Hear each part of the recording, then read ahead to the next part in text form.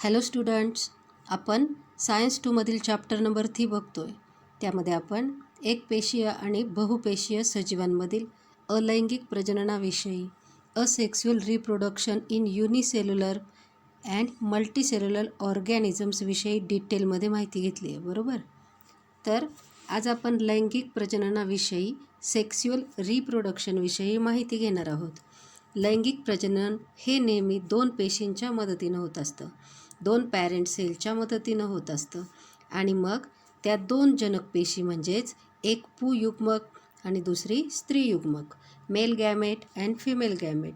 मग जे प्रजनन दोन जनक पेशींच्या मदतीनं होतं त्यालाच लैंगिक प्रजनन म्हणतात.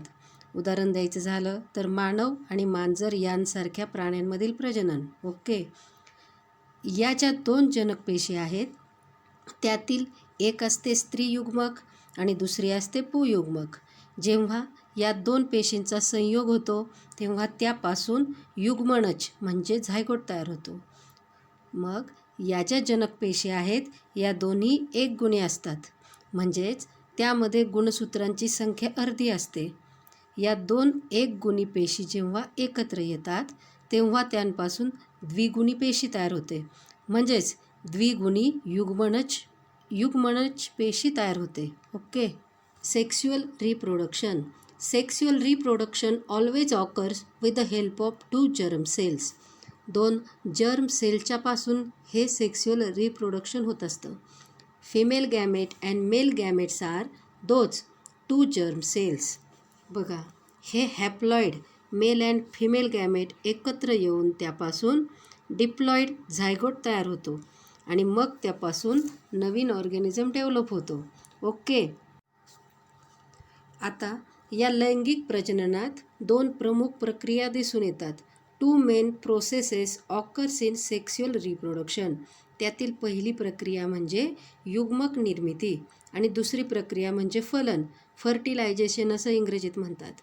युग्मक निर्मितीमध्ये 2n गुणसूत्रे असलेली जनक पेशी अर्धसूत्री विभाजनाने, जे आपण पेशी विभाजनात पाहिले, बरोबर, मिओसिसने विभाजित होते.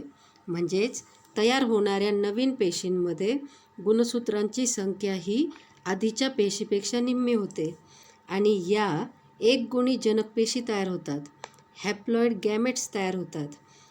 आता पुढची प्रक्रिया आहे फलन प्रक्रिया. आता युग्मक निर्मिती प्रक्रियेने तयार झालेल्या स्त्रियांमधील स्त्रीयुग्मक आणि पुरुषांमधील पुयुग्मक या दोन एक गुणी जनक पेशींचा संयोग होतो आणि त्यापासून द्विगुणी पेशी तयार होते. या द्विगुणी पेशीलाच आपण युग्मनज म्हणतात, झायगोट म्हणतात आणि या जनक पेशींचा संयोग होऊन युग्मनज तयार होण्याच्या प्रक्रियेला फलन म्हणतात, फर्टिलायझेशन असं म्हणतात. नंतर हा युग्मनज सूत्री विभाजनाने विभाजित होतो. सूत्री विभाजन आपण पेशी विभाजनात शिकलो आहे, बरोबर. मग युग्मनज विभाजित होऊन भ्रूण म्हणजे एम्ब्रियो तयार होतो आणि या भ्रूणाची वाढ होऊन नवीन जीव तयार होतो. बघा, या लैंगिक प्रजननात नरजनक व मादीजनक या दोन जनकांचा सहभाग असतो, बरोबर. नरजनकामधील पुयुग्मक आणि मादीजनकामधील स्त्रीयुग्मक यांचा संयोग होतो. त्यातून तयार होणाऱ्या नवीन जीवात दोन्ही जनकांची जनुके आढळतात, जीन्स आढळतात. त्यामुळं तयार झालेल्या नवीन जीवात काही गुणधर्म हे त्याच्या जनकांच्या म्हणजेच पॅरेंट्सच्या गुणधर्मांप्रमाणेच असतात, तर काही वेगळे पण असतात. सजीवांमध्ये जी विविधता दिसून येते ती जनुकांमधील बदलांमुळेच दिसून येते. या बदलांमुळेच सजीवांना बदलत्या वातावरणाशी जुळवून घेण्यास आणि आपले अस्तित्व टिकविण्यास मदत होते. बघा, आणि यामुळेच वनस्पती आणि प्राणी आपली प्रजाती नामशेष होण्यापासून वाचू शकतात, म्हणजेच ते बदलत्या वातावरणाशी जुळून घेण्यासाठी स्वतःमध्ये जनुकीय बदलांमार्फत अनुकूलन घडवून आणत असतात. आणि अशाच प्रकारे युग्मक निर्मिती आणि फलन या क्रिया खूप महत्त्वाच्या ठरतात. ओके, येतंय लक्षात सर्वांच्या. Gamete formation. Gametes are formed by the meiosis. In meiosis, chromosome number is reduced to half. Hence, haploid gametes are formed. बघा, मेल आणि फिमेल गॅमेट हे मिओसिस प्रोसेसने तयार होतात. म्हणजेच तयार होणाऱ्या गॅमेट्समध्ये क्रोमोसोम नंबर पॅरेंट सेलपेक्षा हाफ होऊन हॅप्लॉइड गॅमेट्स तयार होतात. This is the process of gamete formation. Okay. Now fertilization. A diploid zygote is formed in this process by union of haploid male and female gametes. The zygote divides by mitosis and embryo is formed.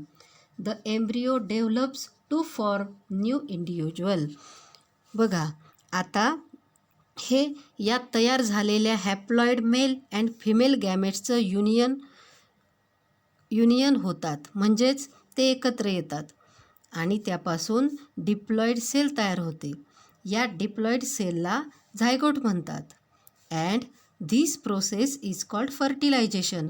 बघा, नंतर हा zygote मायटॉसिसने divide होतो आणि त्यापासून embryo बनतो. या एम्ब्रियोची वाढ होते आणि नवीन इंडिव्हिज्युअल न्यू ऑर्गॅनिझम तयार होतं. Okay. Two parents, that is male parent and female parent, are involved in this type of reproduction. Fusion of male gamete of male parent and female gamete of female parents occurs. Due to this, new individual always has the recombined genes of both the parents. Hence, the new individual shows similarities with the parents for some characters and has some characters different than both parents. बघा, mail and female गॅमेटचं fusion झाल्याने जो नवीन organism तयार होतो त्यामध्ये काही character हे parents सारखेच असतात तर काही वेगळेही असतात आणि याचं जिनेटिक व्हेरिएशनमुळे ते बदलत्या एन्व्हायरोमेंटमध्ये त्यांचं अस्तित्व मेंटेन करू शकतात आणि त्यांच्या स्पेसीज टिकवून ठेवू शकतात. Diversity in living organisms occurs due to genetic variation. Genetic variation helps the organisms to adjust with the changing environment and thereby to maintain their existence. Due to this plants and animals can save themself from being extinct. Okay. पुढे पाहूया वनस्पतींमधील लैंगिक प्रजनन कसे होते. Sexual reproduction in plants. बघा, वनस्पतींमधील लैंगिक प्रजननाचा महत्त्वाचा घटक म्हणजे फूल. आपल्याला माहिती आहे, त्यामुळे याला प्रजननाचे कार्यात्मक एकक स्ट्रक्चरल युनिट मानले जाते. या फुलांमध्ये सर्वात बाहेर निदलपुंज, त्यानंतर दलपुंज, त्यामध्ये पुमंग आणि जायांग अशी एकूण 4 मंडले असतात. आपण फुलाची रचना इयत्ता 7वीमध्येही शिकलो आहे, बरोबर? आठवती का बघा? या 4 मंडलांपैकी पुमंग आणि जायांग ही 2 मंडले प्रजननाचे कामे करतात. म्हणून त्यांना आवश्यक मंडले इसेन्शियल व्हॉल्व्स असे म्हणतात. आणि निदलपुंज आणि दलपुंज हे आतील मंडलांच्या संरक्षणाचे काम करतात. म्हणून त्यांना अतिरिक्त म्हणजे असेसरी व्हॉल्व्स असं म्हणतात. ओके. हे आपण आधी शिकलो आहे.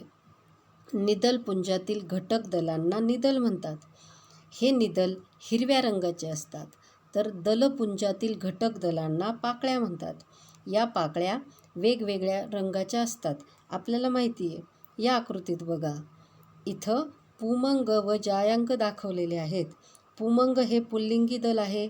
याच्या प्रत्येक घटक दलाला पुंकेसर, तर जायांग हे स्त्रीलिंगी दल आहे. त्याच्या प्रत्येक घटक दलांना स्त्रीकेसर म्हणतात. ओके. बघा, जर एकाच फुलामध्ये पुमंग व जायांग हे दोन्ही पार्ट असतील तर त्या फुलाला उभयलिंगी बायसेक्स्युअल फ्लावर म्हणतात.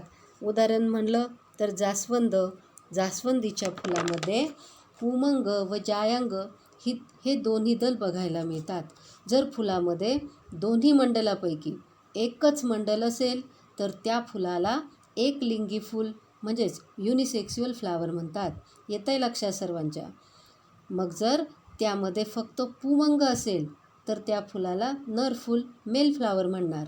आणि मग फक्त जायंग असेल तर मादी फूल फिमेल फ्लावर म्हणणार. उदाहरण पपई. लक्षात ठेवा. Okay. Sexual reproduction in plants. Flower is a structural unit of sexual reproduction in plants. Okay, it consists of 4 floral whorls as calyx, corolla, androecium and gynoecium, arranged in sequence from outside to inside.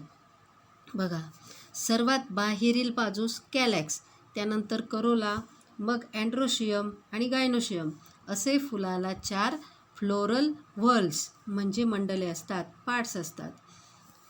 Androecium and gynoecium are called essential whorls because they perform the function of reproduction, whereas calyx and corolla are called as accessory whorls because they are responsible for protection of inner whorls.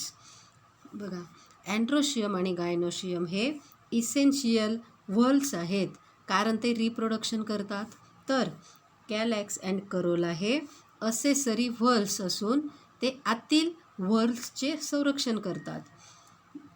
Members of calyx are called as sepals and they are green coloured. Member of corolla are called as petals and they are variously coloured. बघा काय सांगितलं आहे. कॅलॅक्सच्या मेंबर्सना sepals म्हणतात आणि ते हिरव्या रंगाचे असतात. तर करोलाच्या मेंबर्सना पेटल्स म्हणतात. हे पेटल्स म्हणजे पाकळ्या वेगवेगळ्या रंगाच्या असतात, आपल्याला माहिती आहे. Okay. A flower is called as bisexual if both whorls that is androecium and gynoecium are present in the same flower. Example hibiscus. A flower is called as unisexual if any one of the above mentioned 2 whorls is present in the flower. If only androecium is present, it is male flower, and if only gynoecium is present, flower is female flower. Example papaya. Bisexual फ्लावरमध्ये androecium आणि gynoecium दोन्हीही present असतात, म्हणजे male female दोन्ही parts त्यामध्ये असतात. For example hibiscus जास्वंदीचे फूल. आणि युनिसेक्स्युअल फ्लावरमध्ये दोन्हीपैकी कोणतेही एकच व्हर्ल प्रेझेंट असते. जर अँड्रोशियम असेल तर आपण म्हणणार मेन फ्लावर आणि जर गायनोशियम असेल तर आपण म्हणणार female flower. For example papaya. Okay. बघा, आपण वेगवेगळ्या प्रकारची फुले तर बघतोच, मग त्यातील काही फुलांना देठ असतो. या देठाला पुष्पवृंत पेडिसेल म्हणतात आणि पुष्पवृंत म्हणजे देठ असणाऱ्या फुलांना पुष्पवृंती फुले म्हणतात. काही फुलांना मात्र देठच नसतो, अशांना स्थानबद्ध सेसाईल फुले म्हणतात. ओके. पुंकेसरचेही पार्ट्स आहेत बघा. पहिला वृंत म्हणजेच फिलामेंट. त्याच्या टोकावर परागकोश असतो आणि या परागकोशामध्ये 4 कप्पे असतात, त्यांना कोष्टक लोक्युल्स म्हणतात. याच कोष्टकांमध्ये परागकण तयार होतात आणि हे परागकण अर्धसूत्री विभाजनाने मिओसिसने तयार होतात. एका ठराविक वेळी परागकोश फुटून आतील परागकण बाहेर येतात. ओके. आकृतीमध्ये बघा, वृंत आणि परागकोश यांना एकत्रितपणे पुंकेसर पुमंग म्हणतात. आता जायांग. या जायांगाचे घटक दल म्हणजे स्त्रीकेसर. हे स्वतंत्र किंवा संयुक्त असू शकतात. प्रत्येक स्त्री केसराच्या मुळाशी अंडाशय असते आणि अंडाशयाच्या वरच्या बाजूने कुक्षिवृंत निघते. डायग्रॅममध्ये दिसतंय आपल्याला, नीट बघा. या कुक्षिवृंताच्या टोकाला एक कुक्षी असते. अंडाशयात एक किंवा अनेक जास्त बीजांडे ओव्हिल्स असतात. या प्रत्येक बीजांडामध्ये भ्रूणकोश तयार होतो आणि हा भ्रूणकोश अर्धगुणसूत्री विभाजनाने तयार होतो. बघा नीट आकृतीत. या भ्रूणकोशात एक गुणी अर्धसूत्री हॅप्लॉइड अर्धे गुणसूत्र असलेली अंडपेशी असते आणि 2 एक गुणी ध्रुवीय केंद्रके असतात. ओके, नीट बघा. परागकोशातील परागकण हे स्त्री केसराच्या कुक्षीवर स्थानांतरित होतात. तिथे येतात ते, कुक्षीवर ते येतात. या क्रियेला परागन किंवा परागीभवन पॉलिनेशन असं म्हणतात. आणि हे परागन होण्यासाठी काही वारा, पाणी यांसारखे अजैविक घटक आणि कीटक, पक्षी, इतर प्राणी यांसारखे जैविक घटकही मदत करतात. ओके, आता बघा, परागन क्रियेच्या वेळी कुक्षी चिकट होते. या चिकट कुक्षीवर परागकण येऊन पडतात आणि मग हे परागकण अंकुरित होतात आणि त्यामध्ये 2 पुयुग्मक तयार होतात, म्हणजे मेल गॅमेट तयार होतात. त्याचबरोबर दीर्घ, मोठी, लांब अशी एक परागनलिका कुक्षीवृंतामध्ये तयार होते. बघा या आकृतीत दिसतंय आपल्याला. ओके, ही परागनलिका तयार झालेले 2 पुयुग्मक वाहून बीजांडातील भ्रूणकोशांपर्यंत पोहोचवते. त्यातील एक पुयुग्मक अंडपेशीशी संयोग पावतो आणि युग्मनज म्हणजे झायगोट तयार होतो आणि याच क्रियेला फलन, फर्टिलायझेशन असं म्हणतात. ओके, येतंय लक्षात. आणि मग उरलेले दुसरे पुयुग्मक 2 ध्रुवीय केंद्रकांशी संयोग पावतात आणि त्यापासून भ्रूणपोष एंडोस्पर्म तयार होतो. ओके, आता ही नावे तुमच्यासाठी जरा वेगळी आहेत, पण ती तुम्हाला लक्षातच ठेवावी लागणार आहेत. त्यासाठी सराव ठेवा. बघा, या प्रक्रियेमध्ये 2 पुयुग्मक भाग घेतात. त्यामुळं या प्रकारच्या फलनाला द्विफलन, डबल फर्टिलायझेशन असं म्हणतात. Okay, many flowers have the stalk म्हणजे देठ for support called as pedicel and such flowers are called as pedicellate flowers. Pedicellate, whereas flower without stalk is called as sessile. Stalk असणाऱ्या फ्लावर्सला म्हणायचं pedicellate flower आणि stock नसणाऱ्या फ्लावर्सला म्हणायचं sessile flowers. Okay, androecium is male whorls and its members are called as stamens. Gynoecium is female whorls and its members are called as carpels. बघा, gynoecium हा female part आहे आणि त्यातील मेंबर्सना कार्पेल्स असं म्हणतात. Okay, members of gynoecium are called as carpels. These may be separate or united. Ovary is present at the basal end of each carpel. A hollow style comes up from the ovary. Stigma is present at the tip of the style. बघा डायग्रॅममध्ये बघा, नीट बघा.